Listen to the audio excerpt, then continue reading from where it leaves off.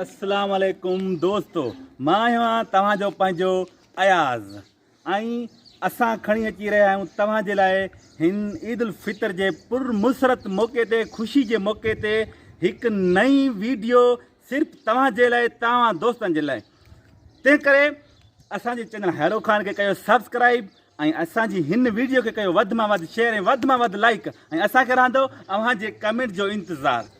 मां तव्हांखे आगाह कंदो हलां त उहा दिलचस्प वीडियो सिर्फ़ु तव्हांजे लाइ हूंदी ऐं तव्हांखे घुमाईंदासीं हैरो ख़ान जी मुकमल पूरी बाज़ार, हैरो ख़ान जो पूरो शॉप, जूतनि जो शॉप, चंपलनि जो शॉप ऐं कहिड़ो बि दुकानु हुजे ऐं ईद में कहिड़ी ख़रीदारी कनि था, कहिड़ी ख़रीदारी न कनि था माण्हू, उहो टोटल तव्हांखे ॾेखारींदासीं दोस्तो।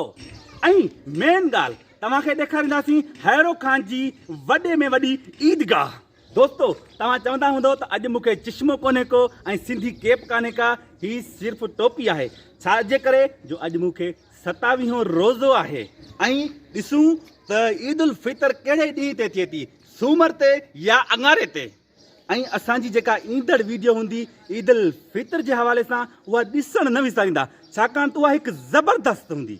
उन खां अलावा तव्हांखे मिलाईंदासीं नवनि दोस्तनि सां। असांजी जेका ईंदड़ वीडियो हूंदी उहा ख़ासि तौर ते हूंदी हैरो ख़ान जे परदेसनि जे लाइ। जेके हैरो ख़ान जा दोस्त असांजा परदेस में रहनि था, सऊदी अरबिया हुजे या दुबई हुजे, ईद जे हिन ख़ुशी वारे ऐं पुरमुसरत उन मौक़े ते मूं सां गॾु मौजूदु हूंदो मुंहिंजो नओं महिमान शहज़ाद। गॾु मौजूदु हूंदो शहज़ाद लगारी, जेके तव्हांजे साम्हूं आहे मुंहिंजो नओं महिमान। ईद जे पुरमुसरत ऐं ख़ुशी वारे मौक़े ते मुंहिंजो नओं महिमान शहज़ाद लगारी मूंसां मौजूदु हूंदो ऐं गॾु हूंदो।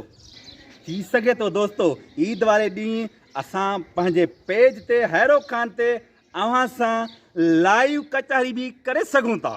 तेसि ताईं असांजी ईंदड़ वीडियो जो कयो दोस्तो इंतज़ारु ऐं असांजी हिन वीडियो खे कयो वधि मां वधि शेयर ऐं वधि मां वधि लाइक ऐं असांखे रहंदो अव्हांजे कमेंट जो बेचैनी सां इंतज़ारु।